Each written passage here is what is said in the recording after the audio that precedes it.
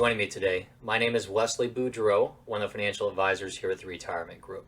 They're going to be talking to ConocoPhillips employees and going over some of the current market conditions, how inflation could be impacting both your pension lump sum calculations, even your pension annuity, and then different options to focus on the 401k for investing going forward in this current market environment. Before I get started, I just want to remind everybody that the Retirement Group, we are an independent financial advisory firm. We're not employed by nor are we endorsed by ConocoPhillips. However, we've been working with you guys for quite a long time, and that gives us the ability to have a deeper understanding of your benefits plans, whether it be the pension, the 401k, retiree health benefits, all those different items you may have questions on. You can always call us and go through it as well. Now, for this webinar, there are a couple items to take note on. There is a chat box, so we'll be putting some information in there periodically throughout the webinar. Items as far as how to follow us on LinkedIn. If you'd like to take a survey to let us know how we're doing on these webinars, any new topics you might want us to address as well. There's also a Q&A box in there. So if you do have a question, go ahead and put that in there. Be rest assured it is anonymous. Your name will not be displayed. So if you have a question, put that in there. We'll try to get to it by the end of the seminar. And if we don't get to all of it, we'll be happy to follow up with you as well on some of those questions. But again, I just want to remind everybody who the Retirement Group is. We are an independent financial advisory firm that focuses on working with corporate employees, helping them transition into retirement. Our goal is to help you prior to retirement so you have a better understanding of your specific benefits plans. So whenever you do make that transition, you don't leave any money on the table. We help you maximize those benefits and avoid mistakes we see from time to time. And there are plenty of mistakes that can be made in that transition, and we'll go over some of those today. We do have offices throughout the country. So rest assured, if you need to sit down and talk with somebody face-to-face, we can still accommodate that. But obviously, in these specific times, we can do webinars, phone calls, emails, all that's still available. And then at the end of the day, if there's anything you take us up on, again, take us up on our cash flow analysis. This is a complementary financial plan we can run specific to ConocoPhillips employees to let you understand what your benefit selection process is going to be as you transition to retirement, help you determine different retirement dates, show you those side by side, look at the different options maybe you have within your pension plan so you can see what those choices are, not just now, but how they affect you in 10, 15, 20 years down the road as well. And for those of you who have worked with us before, if it's been over a year since we've run an update, give us a call. We can update that as well, because obviously there's been a lot changing between interest rates for the pensions and then also the market as well. So what we are going to talk about today, before I get into the interest rates and how they're affecting the pension lump sum calculations, we're also going to go over the high government spending we're seeing, which is obviously leading to the inflation we've been seeing and could potentially lead to some tax changes down the road. And we'll talk a little bit about how do we actually invest for those opportunities and how do we mitigate some of that risk we might see ahead of us. But first, let's go and take a look at the lump sum calculations and the interest rates that are used for that, because I know that's a hot topic on everybody's mind right now. There's a lot of different plans you could be under as a ConocoPhillips employee, whether you came under Conoco, under Phillips, or ConocoPhillips, or one of the other legacy companies. So there's different plans, so keep in mind not everyone's going to be under the same exact one. You came under the ConocoPhillips post-merger, it's going to be a cash balance plan, so these rates aren't going to apply to you. But specifically for those of you who are Conoco legacy or Phillips legacy, you've got a classic defined benefit plan, in which case there's a formula that takes a look at your years of service, your final average pay, to determine how much you're going to get on a monthly basis for the rest of your life. From there, all the other options are calculated, whether you want to look at a period certain or a joint annuity to cover your spouse, or if you want to take the lump sum. So the way that works is when you look at the lump sum, let's assume maybe you've got a $4,000 a month annuity coming to you. They're going to look at what your age is right now, look at the general life expectancy to figure out how many more years or months they would have to pay you that $4,000 a month. Then look at the current interest rates to get a net present value of how much they have to give you for you to essentially go out and try and recreate that $4,000 a month payment. So when interest rates are lower, they have to give you more to recreate that. When interest rates are higher, they don't have to give you quite as much. So think about it like a mortgage. When interest rates are low, you can afford a bigger house or a bigger loan. When interest rates go up, you're not going to be able to afford quite as much. And that's the environment we're in right now. We've been in a very unique environment the last 2 years because of the pandemic, where interest rates got driven even lower than any expectations have ever been in the history, which meant you're driving up your lump sum calculations quite a bit to the highest we've ever seen in history as well. Now we're in that movement where interest rates are moving up, and they're moving up quite quickly. So we're seeing major drops in lump sum calculations. So for anybody that's looking to retire in this year or the next 2 or 3 years, it's really important to run that cash flow analysis so we can take a look at your situation and find out if you are taking the lump sum, how is that going to affect you? Because many of you could actually hang on for an extra year or two and be working for free if you're taking the lump sum. What I mean by that is if you have, let's say, $1 million lump sum and interest rates go up by 1.5%, you could be losing 150 grand with that. So depending upon what you make a year, you could be losing money in your pension and making money in income, so effectively working for free or reduced amount. We won't know that for certain until we sit down and go through your specific plan, and that's what that cash flow analysis is for. But we take a look at that seesaw again. Just keep in mind, ultimately, as interest rates go up, the lump sum comes down. When interest rates go down, the lump sum comes up. Now, the way ConocoPhillips uses the interest rates are there's a 30-year treasury used for the pension prior to 2009. Then post 2009, they look at the PPA segment rates. That's the Pension Protection Act segment rates, which are tied towards corporate bonds. Now, as far as the segments, there's the first, which covers the first 5 years of retirement. Second covers years 6 through 20. And the third covers years 21 and beyond. For most purposes and for most individuals, that second segment, because it's 15 years, has the highest weighting when we look at things. So let's take a quick zoom in on this chart. If you see what I've got highlighted at the top, that's the interest rates for the second quarter of 2022, which we're in right now. So what they use is the fourth month prior. So December is going to tell us what we're going to be looking at for second quarter. So if we look at that, it's 1.16%, 2.72 for the second segment, and 3.1 for the third segment. If we look one line below on that second segment, we can see that first quarter it was 2.55. So we've come up just shy of 20 basis points there. And what that means is usually about a 1% change equals about a 10% change in your lump sum. So most of you have seen your lump sum drop by maybe 1.5 to 2%. The one I want you to draw your attention to, though, more is what I put at the bottom of the screen, and that's highlighted in yellow. We don't know what the third quarter is going to be for ConocoPhillips just yet, because it's not going to be based until we get the March rates, which the IRS will not release until about the third week of April. But the February rates we have so far are showing at 3.35%, so a huge jump is what we're seeing from December to February, and it's very likely, given the 10-year where it is and the move we've been seeing, that March will be even higher. So we're probably going to see at least a 5% drop in your lump sum from second quarter to third quarter. And unfortunately, we'll talk a little bit about inflation, but it looks like it might be here to stay a little bit longer than what most people hope. So we could see this continue in fourth quarter, another rise in interest rates, another drop in lump sum. So again, if you're looking at taking the lump sum, give us a call to run the review on this because it's a major situation right now. But if you're taking the annuity, it's not going to affect you necessarily on the calculation, but it will affect you in purchasing power down the road. So let's get into a little bit that's different about the retirement group and some of the investment philosophies we follow and why we have a stronger focus on value right now versus growth.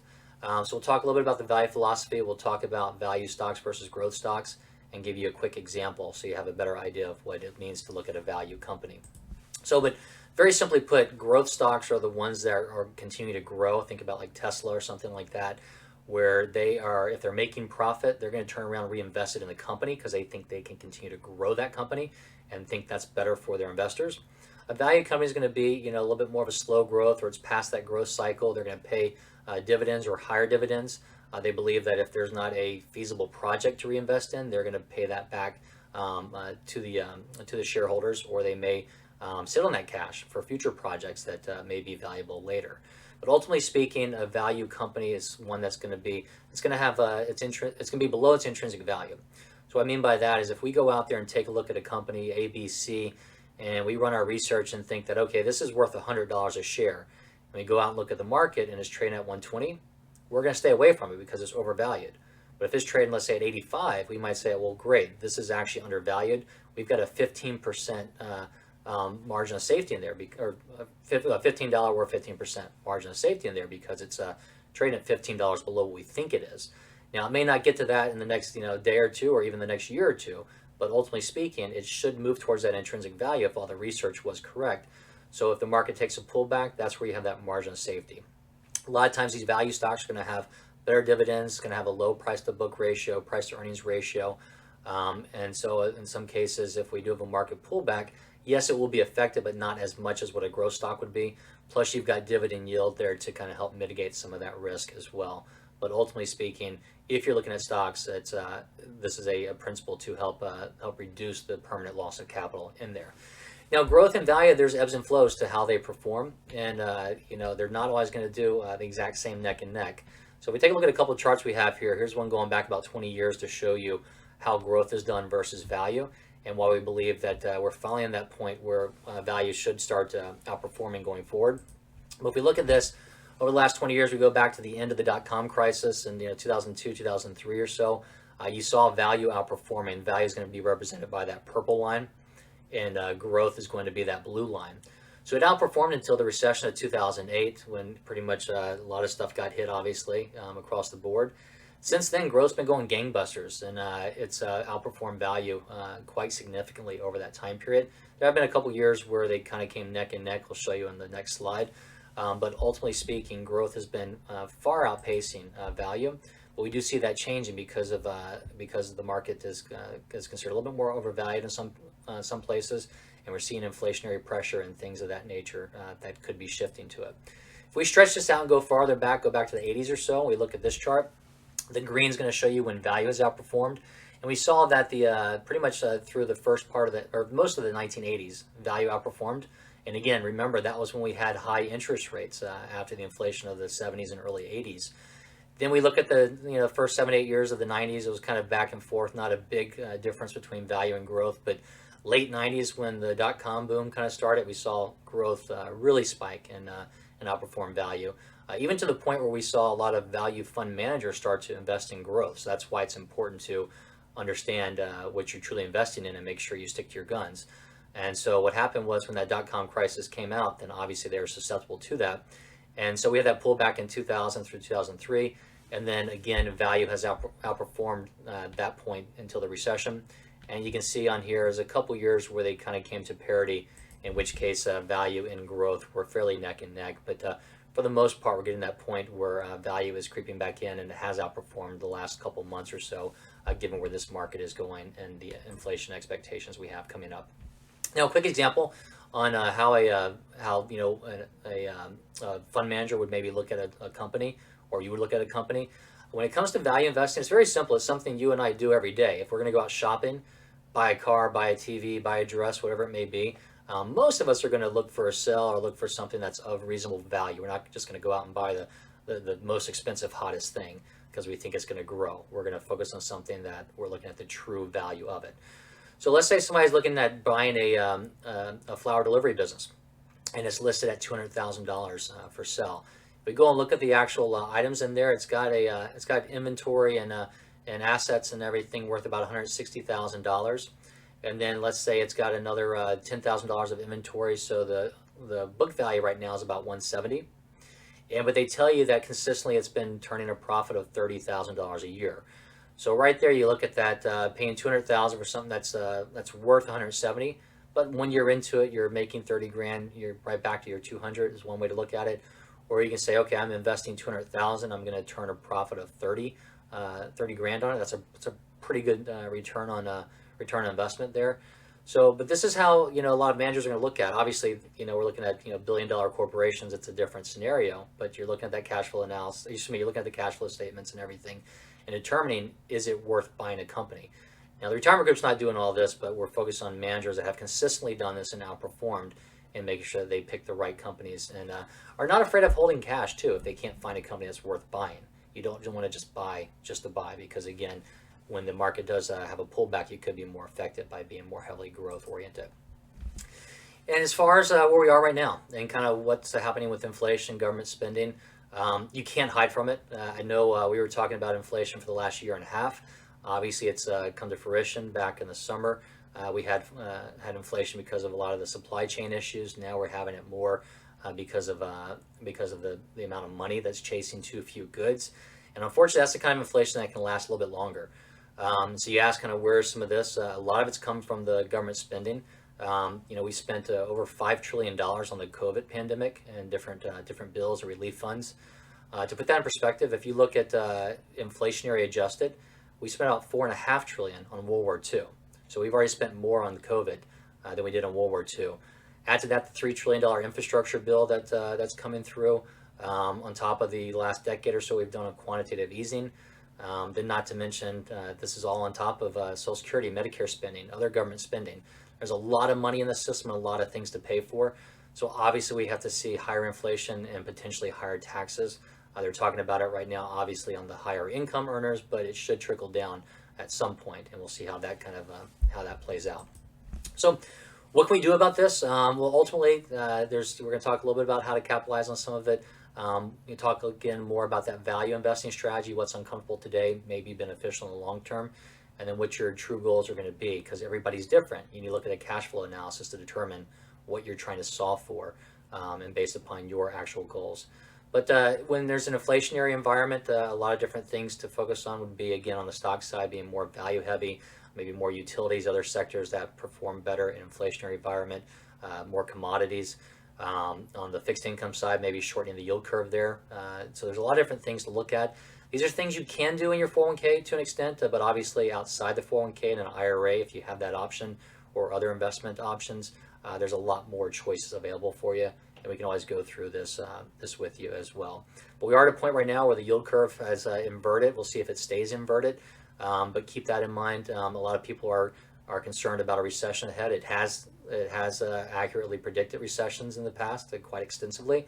However, keep in mind, usually those on average are about 18 to 20 months down the road. So we could still have some positive performance before we potentially see a recession. But it's important to understand, again, what your goals are and back into how you're trying to allocate for that potential change ahead of us. So when you capitalize on this, so you want to take advantage of price volatilities. We see those all the time. You also want to take advantage of market irrationality. A good example would have been, right before the Russia-Ukraine war, the market, typically speaking, does not like uncertainty. So you'll see over or under reaction at different times. And we also saw this during the COVID pandemic at the beginning, if we look back in 2020. So there are times where you can increase or decrease your risk allocation. You don't want to get all in or all out, but you do want to make sure that you've got weighting appropriate based upon market irrationalities. And you don't want to get caught up in herd behavior. So you don't just want to chase what everybody else is doing. So be careful about what's being said on the news. Even be careful at ConocoPhillips if these interest rates we talk about are changing, how they're affecting your lump sum. You might see a lot of people leaving. You might say, well, I'm going to jump ship too.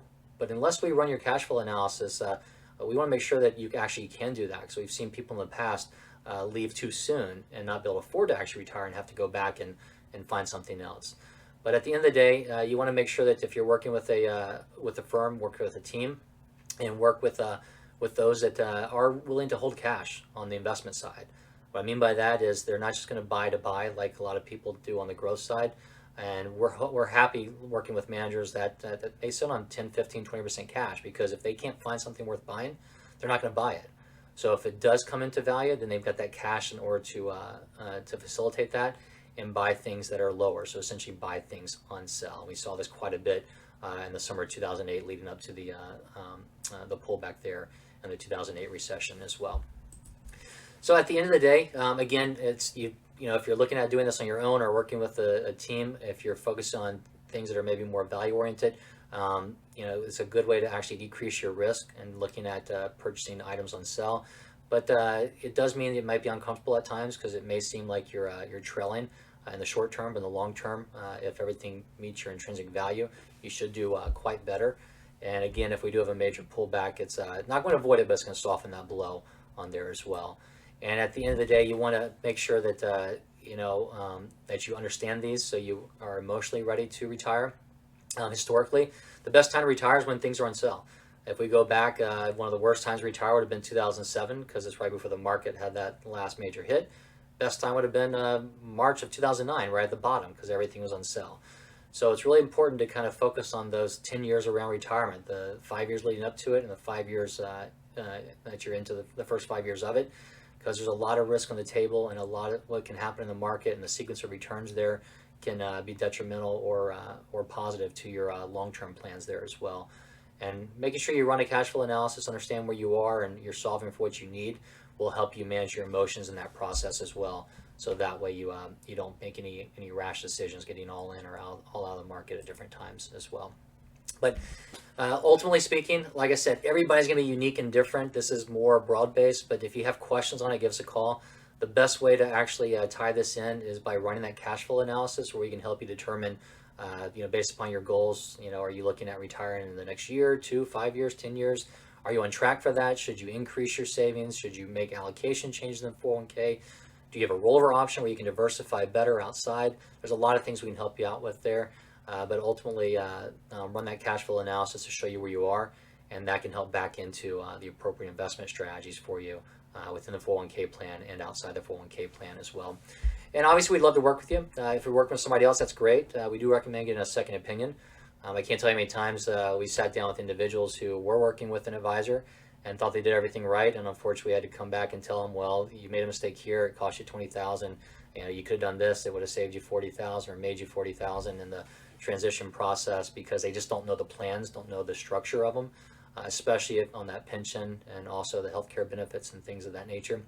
So if you have any questions, let us know, but make sure you're working with a group that understands the ConocoPhillips plans. So at the very least, we can help you avoid mistakes we see. And if we do that, hopefully you throw our hat in the ring when it comes time for interviewing advisors. But if you are, make sure you focus on the fee structure. There's going to be fees everywhere, even in the 401k plan. But make sure you understand the fee structure and you're getting what you pay for. And then figure out what is it you value, and make sure you look for that in whoever you're working with, and make sure it's a team approach, so you're not just having one individual trying to do everything for you. But at the end of the day, make sure, again, you run that cash flow analysis and update it periodically, so that way the person or team you're working with understands what they're trying to solve for, versus just putting everybody in a cookie cutter, one size fits all approach. You want to be very careful about that. So I want to wrap that up. I know we kind of spent a lot of time on some different items. I'm going to cover, it looks like we have 2 questions coming in that I'll be able to hit on. But if you have any questions, give us a call at 1-800-900-5867. You can reach that info@theretirementgroup.com. Or if you want to hold your phone up, we got a couple QR codes up there. You can hold up to one to schedule an appointment with myself or any of the number of advisors here at the Retirement Group. Or if you want to follow us on the LinkedIn page, and specifically to ConocoPhillips, so we can update you on different ConocoPhillips changes, interest rate updates, new webinars we have coming out focused on you as well. And so some of the questions we did have come through, let me kind of knock these out. And if we don't get to all of them, we'll try and follow up with you. But if ConocoPhillips goes out of business, will the PBGC give me the full amount of my pension or only a percentage? This is a great question, and hopefully a question we never have to really come to fruition on, because what that means is if ConocoPhillips is going bankrupt or going under, we might have some major issues across America. But there is, if for instance you decide to take the pension as the annuity. So again, if you took the lump sum, you take that money, you roll it to an IRA, it's yours to invest in how you choose. So the PBGC has no bearing on it anymore. But if you took the pension as an annuity, and you're getting that annuity payment for every month for the rest of your life, and something happens to ConocoPhillips, then the PBGC will step in and cover your payments up to a limit, though. So if we go back and saw what happened to the Delta pilots back in 2000 when they went bankrupt, a lot of those had high pensions, and they got cut to the PBGC limits. So let's say if maybe a Delta pilot was getting $8,000 a month pension, but the limits were only $4,000, so their pension essentially got cut in half. There's an actual rate schedule that's updated, and it's based upon your age. So for me to answer exactly how much of yours potentially could get cut, I really couldn't tell you, but give us a call. I can get that for you and go over it. But I believe at age 60 for a single life annuity, it's just above $4,000 a month. So, and it goes up by about $400 a month each year. So what I mean by that is, if you were 60 and the company went bankrupt, they would cover up to that $4,000. However, if you were 70 when the company went bankrupt, they'd cover up to close to $10,000. So it goes up each year as you get older. So very likely most of us would be covered under this. But again, if you have a high annuity and you have questions on it, give me a call. We can take a look at that, because there's breakdowns for single life annuity versus joint survivor annuities as well. So it's a good question. But again, the lump sum does not matter there. The other issue I think I mentioned before, but we had questions on inflation. The inflation obviously leads to the erosion of the lump sum, whereas if interest rates continue to go up, those PPA segment rates, it's going to start driving down that lump sum calculation even more. But it also affects that pension, because if you've got, let's say, that $4,000 a month right now, it's not going to buy the same in 5, 10, 15, 20 years. So there's erosion of purchasing power on there as well. So just be careful on that. And that's why we run that cash flow analysis where we can adjust the inflation numbers for you, show you what it looks like not just now, but in 10, 20, 30 years down the road as well, and let you see those kind of side by side and what those options are. So no one, I understand it's a guess, but do you have an estimate on how much my lump sum will drop by April 2022? Maybe they meant to say 2023 because April 2022 is right now, so we're in the second quarter. I went back, I showed those interest rates before, so we got the second quarter rates, which were a jump from first quarter. What we're looking at right now, like I said, if assuming we kept with the February rates, which we're probably gonna go higher when we get March rates out, that'll tell us what third quarter is gonna be, and we're looking at probably at least a half percent jump.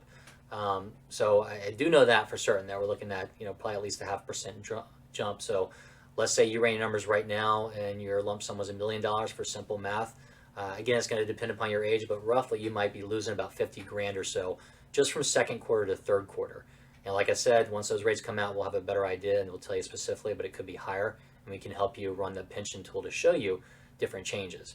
Now, if we are talking about April of next year, about a year out, 2023 instead, if I could tell you that, I'd probably be a great bond trader. But ultimately speaking, I think it's a safe bet that we would see interest rates continue to move up, and we should see them probably move at least 1% higher from second quarter. Because again, I just mentioned we're going probably at least a 0.5% just in one quarter. So if we go a year out and those interest rates go up by 1%, on that $1 million example I gave you, that's probably about a $100,000 drop or so in your pension.